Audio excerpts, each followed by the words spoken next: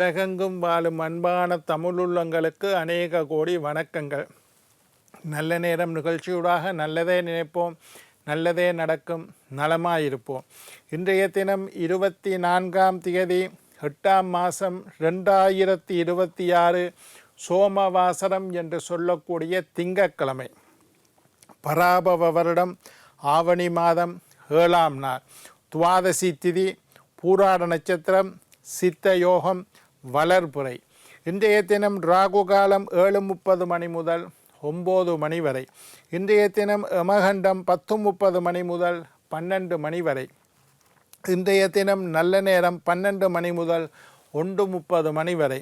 இன்றைய தினம் குளிகன் நேரம் 1:30 மணி முதல் 3 மணி வரை.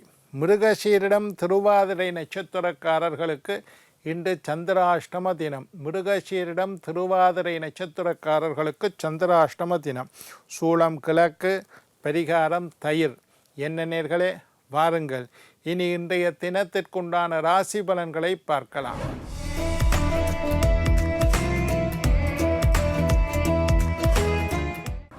மேஷம் செலவு, ரிஷபம் முயற்சி, மிதுனம் இன்சொல், கடகம் பொறுமை, சிம்மம் பாசம், கன்னி பெருமை, துலாம் ஓய்வு, விருச்சிகம் கீர்த்தி, தனுசு மகிழ்ச்சி, மகரம் பயம், கும்பம் நற்செயல், மீனம் சுகம். ஆன்மீக தகவல் பகுதியில் தொடர்ந்து உங்களை சந்தித்து வருவதில் மட்டற்ற மகிழ்ச்சி அடைகின்றேன். ஒவ்வொரு நாளும் ஒவ்வொரு புதிய அற்புதமான ஆன்மீக தகவல்களை உங்களோட பகிர்ந்து கொண்டு இருக்கிறேன். அந்த வகையில் இன்றைய தினமும் சில நல்ல விஷயங்களை உங்களோட பகிர்ந்து கொள்ளலாம் என்று காத்திருக்கிறேன். எங்களுடைய நிகழ்ச்சிக்கு நீங்கள் தரக்கூடிய ஆதரவு என்னை மகிழ்ச்சி அடைய செய்கின்றது. எங்களுடைய நிகழ்ச்சி சம்பந்தமாக, ஆன்மீகம், வாஸ்து, ஜோதிடம் சம்பந்தமாக உங்களுக்கு ஏதாவது சந்தேகங்கள், கேள்விகள் இருப்பின் சக்தி டிவி நல்ல நேரம் நிகழ்ச்சி தயாரிப்பாளர் கீழ்கண்ட முகவரிக்கு கடிதம் மூலம் என்னை தொடர்பு கொண்டால் தொடர்ந்து வரக்கூடிய நிகழ்ச்சிகளில் தகுந்த கேள்விகளுக்குண்டான பதில்களை தொகுத்து தர காத்திருக்கின்றேன். இன்றைக்கு என்னத்தை பற்றி பார்க்க போகிறோம்டா, ஏகாதசி விரதத்தின் மகிமையை பற்றி இன்றைக்கு பார்க்க போகிறோம். ஒரு அம்மா கடிதம் மூலம் என்ன கேட்டிருந்தா, ஐயா ஏகாதசி விரதத்தை பற்றி சொல்லுங்க ஐயா, ஏகாதசி விரதத்தின் பெருமையை பற்றி சொல்லுங்க ஐயா என்று கேட்டிருந்தா. நான் ஏற்கனவே பிரதோஷ விரதத்தை பற்றி, சஷ்டி விரதத்தை பற்றி, ஏகாதசி விரதத்தை பற்றியெல்லாம் பேசியிருந்தேன். அந்த அம்மா கேட்டதுக்காக இன்றைக்கும் ஏகாதசி விரதத்தின் சிறப்பை பற்றி பேச போகிறேன். ஏகாதசி என்பது மகாவிஷ்ணுவை நினைத்து இருக்க வேண்டிய ஒரு அற்புதமான விரதம். மகாவிஷ்ணுவார் எங்களுக்கு 3 பெரும் தெய்வங்கள் இருக்கிறது. சிவன், பிரம்மா, விஷ்ணு என்று 3 தெய்வங்கள். ஒன்று படைத்தல் கடவுள் பிரம்மா, காக்கும் கடவுள் விஷ்ணு, அழிக்கும் கடவுள் சிவான். அழிக்கும் கடவுள் என்ன? எங்களுடைய தீய எண்ணங்களை, கெட்ட சகவாசங்களை, தீய சிந்தனைகளை அழிக்கக்கூடிய கடவுள் சிவபெருமான். எங்களை இந்த பூமியில் காத்து ரட்சிக்கக்கூடிய கடவுள் மகாவிஷ்ணு. எங்களை படைக்கக்கூடிய கடவுள் பிரம்மா. இப்போ பிரம்மா படைச்சிட்டார், இந்த பூமியில் பிறந்துட்டோம். சிவபெருமான் ஒரு காலம் அழிக்க போகிறார், அதுக்கு காத்து கொண்டு இருக்கிறோம். ஆனால் இடையில் எங்களை காப்பாற்ற வேண்டிய தெய்வம் மகாவிஷ்ணு. அதனால் மகாவிஷ்ணு ஒரு முக்கியமான தெய்வம். அந்த மகாவிஷ்ணு கையில் சங்கும் சக்கரமும் வைத்திருக்கின்றார். அந்த சக்கரம்தான் எங்களை காப்பாற்றுகின்றது. அந்த தீய இன்னல்களை எல்லாம் சங்கு ஒளி அளிக்கின்றது என்று புராணங்கள் சொல்லுது. எங்களை காப்பாற்றும் கடவுள் மகாவிஷ்ணு 10 அவதாரங்களை எடுத்து எங்களை எல்லாம் காத்து ரட்சித்திருக்கின்றார். மகாபாரதத்தில் கிருஷ்ணராக அவதாரம் எடுத்து எங்களை காத்தார், நல்லவர்களை காத்தார். ராமாயணத்தில் ராம அவதாரம் எடுத்தார், எங்களை எல்லாம் காப்பாற்றினார். அந்த அவதாரங்களை எல்லாம் நாங்கள் வணங்கி 10 அவதாரங்களையும் வணங்கி வருகின்றோம். சரி, ஏகாதசி விரதம் என்பது எங்களை எல்லாம் காக்கும் கடவுளாகிய மகாவிஷ்ணுவை வழிபடக்கூடிய ஒரு அற்புதமான விரதம்.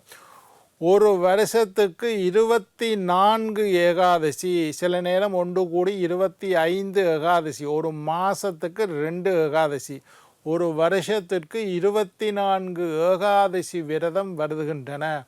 அந்த 24 ஏகாதசியும் சிறப்பானது. வைகுந்த ஏகாதசி என்பது மிகச் சிறந்தது. அந்த 24 ஏகாதசிக்கும் ஒவ்வொரு புராண கதைகள் உண்டு. ஒன்று சயன ஏகாதசி, உற்பத்தி ஏகாதசி என்று ஒவ்வொரு ஏகாதசிக்கும் ஒவ்வொரு புராண கதைகள் இருக்குது. ஏகாதசி அன்று அன்னம் புசிக்க கூடாது என்று சாஸ்திரங்கள் சொல்லுகின்றன. ஏகாதசி அன்று அன்னம் புசிக்க கூடாது. ஏகாதசி அன்றைக்கு சாதம் சாப்பிடக்கூடாது, சோறு சாப்பிடக்கூடாது. விரதம், ஏகாதசி விரதம் 3 நேரம் நீங்கள் சாப்பிட்டாலும் சரி, ஆனால் சோறு, அன்னம், சாதம் சாப்பிடக்கூடாது. ஏகாதசி நாங்கள் எல்லாம் எத்தனையோ வருஷமாக ஏகாதசின்ட்டு வந்துட்டு தானே அன்றைக்கு புட்டு சாப்பிடுவோம். அது அரிசி மாதான், ஆனால் அது பரவாயில்ல. புட்டு சாப்பிடுவோம், இடியப்பம் சாப்பிடுவோம், இட்லி சாப்பிடுவோம், அன்றைக்கு மத்தியானம் தோசை வாத்து சாப்பிடுவோம், உப்புமா செஞ்சு சாப்பிடுவோம். ஏதோ ஒரு சாப்பாடை சாப்பிடுவோமே தவிர ஏகாதசி அன்று பூராக அன்னம் புசிப்பதில்லை. சாதம் சாப்பிட மாட்டோம், சோறு சாப்பிட மாட்டோம். சோறை நிப்பாட்ட வேண்டும். அது நாயினுடைய மலத்தை தின்பதற்கு சமன் என்று சாஸ்திரம் சொல்லுது. என்னத்தை ஏகாதசி அன்றைக்கு சாதம் சாப்பிட்றோம். அதனால் இந்த நிகழ்ச்சியை பார்க்குறாக்களும் ஏகாதசி விரதம் இருக்கணும்னு ஆசைப்பட்டீங்கன்னா விரதம் இருக்காட்டி கூட பரவாயில்லை, ஏகாதசி அன்று அன்னம் புசிக்காதீர்கள். நான் சில விஷயங்கள் எல்லாம் சொல்கிறேன். வெள்ளிக்கிழமை என்ன சாப்பிடக்கூடாது, ஏகாதசிக்கு என்ன சாப்பிடக்கூடாது எல்லாம் சொல்லியிருக்கிறேன். ஏகாதசி அன்று அன்னம் புசிக்கக்கூடாது. பணம் எல்லோருக்கும் முக்கியம். நான் 2-3 எபிசோடுக்கு முன்னுக்கு பணத்தின் முக்கியத்துவம். பணத்துக்கு அதிபதி மகாலட்சுமி. மகாலட்சுமியை தன்னுடைய ஹிருதயத்தில் வைத்து கொண்டவர் மகாவிஷ்ணு. ஏகாதசி விரதம் இருந்தால் பொருளாதார பிரச்சனைகள் நீங்கும். பொருள் சம்பந்தமாக இருந்த சிக்கல்கள் இல்லாமல் போகும். நல்ல ஆதாரம் எங்களுக்கு கிடைக்கும். நல்ல செல்வம் எங்களை வந்து சேரும். பெருமாளை கும்பிட்டா அந்த வணக்கம் மகாலட்சுமிக்கும் உரித்தாகும். பெருமாளை கும்பிட்டா பெருமாளினுடைய ஹிருதயத்தில் மகாலட்சுமி இருக்கிறார். பெருமாளை கும்பிடும் போது நாங்கள் வீட்டில் பெருமாள் படத்தை வச்சுருந்தீங்கன்னா பெருமாளின் பாதத்தை பார்த்து கும்பிடுங்கள் என்று நான் சொல்லியிருக்கேன். ஸ்ரீரங்கம் போனீங்களா, பெருமாளோட பாதத்தை பாருங்கோ. திருப்பதிக்கு போனீங்களா, பெருமாளின் பாதத்தை பாருங்க. அல்லது ஈழத்தில் உள்ள வைஷ்ணவ ஆலயங்களுக்கு போகிறீங்களா, பெருமாள் கோயில்காரரும் பெருமாளோட பாதத்தை மறைக்கிற மாதிரி சாத்துப்படி மற்ற சாமிக்கு அப்படி இருந்தாலும் பெருமாளுக்கு மட்டும் பாதம் தெரிகிற மாதிரி தான் மாலைகள் அணிவித்திருப்பார்கள். பெருமாளினுடைய பாதத்தை பார்த்து வணங்குங்கள். பெருமாளின் அனுக்கிரகம் அவருடைய பாதத்தில் இருந்து வரும். தென் பெருமாள் கோயிலுக்கெல்லாம் பார்த்தா பெருமாளோட பாதத்தை வச்சு சடாரின்னு ஒன்று வச்சிருப்பினோம். அதை எங்களுடைய தலையில் வைப்பினோம். பெருமாளினுடைய பாதம் எங்கள் தலையில் படுவதாக ஆகட்டும் என்று வைப்பினோம். அது ஒரு விசேஷம். விரதம் இருக்கக்குள்ள ஏகாதசி அன்றைக்கு காலையில் 6 மணிக்கு முன்னுக்கு எழும்பி குளித்து சுத்தமான தோய்த்து உலர்ந்த ஆடைகளை அணிந்து எங்களுடைய கலாச்சார ஆடைகள், பெண்கள் சீலை கட்டலாம், தாவணி உடுக்கலாம், ஆண்கள் வேட்டி சட்டை போட்டுக்கொள்ளலாம். கலாச்சார உடைகளை அணிந்து வேஷ்டியை கட்டிக்கொண்டு காலையில் 6 மணிக்கு முன்னுக்கே ஏகாதசி விரதம் தொடங்க வேண்டும். காலை உணவை தவிர்த்து விடுங்கள். காலையில் சாப்பிடாமல் இருங்கோ. மத்தியானம் சுத்தமாக சமைக்கப்பட்ட உணவை சாப்பிடலாம். ஆனால் சாதம் சாப்பிடக்கூடாது, சோறு அன்னம் புசிக்கக்கூடாது. மாலை பலகாரங்கள் சாப்பிடலாம். அதாவது பலகாரம் என்றால் பல ஆகாரம் என்று நீங்கள் எடுத்துக்கொள்ளணும். ஒரு வாழைப்பழத்தை சாப்பிடலாம், ஒரு பாலை குடிக்கலாம், ஒரு ஆரஞ்சு குடிக்கலாம், ஒரு ஆப்பிளை சாப்பிடலாம், ஒரு கொய்யாக்காய் சாப்பிடலாம். இந்த மாதிரி பழங்களை ஆகாரமாக எடுத்துக்கொள்ளுங்க. ராத்திரி ஆலயத்திற்கு சென்று மகாவிஷ்ணுவை வழிபாடு செய்யுங்கள். மகாவிஷ்ணுவின் பாதத்தை பார்த்து வழிபாடு செய்யுங்கள். ஓம் நமோ நாராயணாய மகாவிஷ்ணுவுக்கு உண்டான அற்புதமான மந்திரம். ஏகாதசி அன்றைக்கு காலையில் 108 தரம், மத்தியானம் 108 தரம், பின்னேரம் 108 தரம் இந்த ஓம் நமோ நாராயணாய 8 எழுத்து மந்திரம் அஷ்டாட்சரம் என்று சொல்கிறது. 8 எழுத்து மந்திரம். மகாவிஷ்ணுவை நினைத்து ஓம் நமோ நாராயணாய இந்த மந்திரத்தை மட்டும் சொல்லுங்க.